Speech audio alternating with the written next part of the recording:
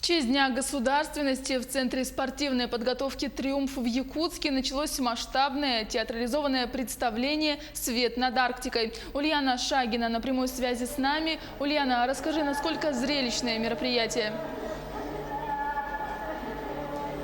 Добрый вечер, Юлия.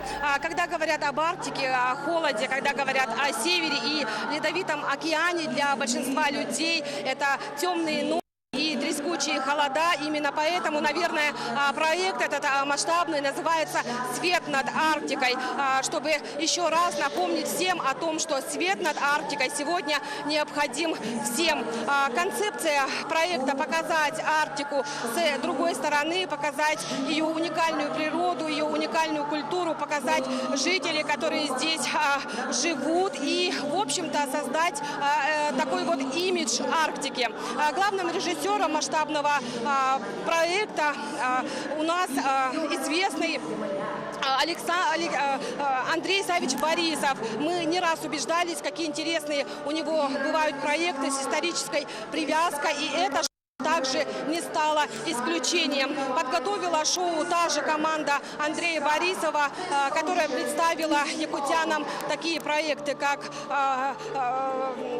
«Триумф Аюнского», а также «Пою мое отечество, республику мою». Представление состоит из разных мифов, а также здесь можно увидеть, допустим, такую легенду из фильма «Игра престолов», где главный герой Джон Сноу идет на север, чтобы спасти мир. Этот эпизод также был уже представлен в начале проекта, а дальше сейчас зрители смотрят общую философию, общую культуру народов севера. Это эвенков, юкеров, чукчи, долганов.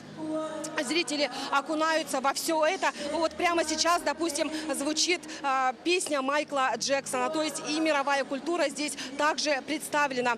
Представление в первую очередь посвящено Северному форуму, который в эти дни проходит у нас в столице, с привлечением широкой общественности, с привлечением бизнесменов и иностранцев, а также российских ученых. И многие из них сегодня также пришли сюда на это представление. Мест сегодня нет вообще, народу очень много, зал полностью забит народом. Все проходит очень интересно, и в представлении, расскажу немного, принимают участие 1500 участников. Это артисты всех театров, а также представители Арктического института, а также танцевальные коллективы и представители культуры коренных малочисленных народов Севера.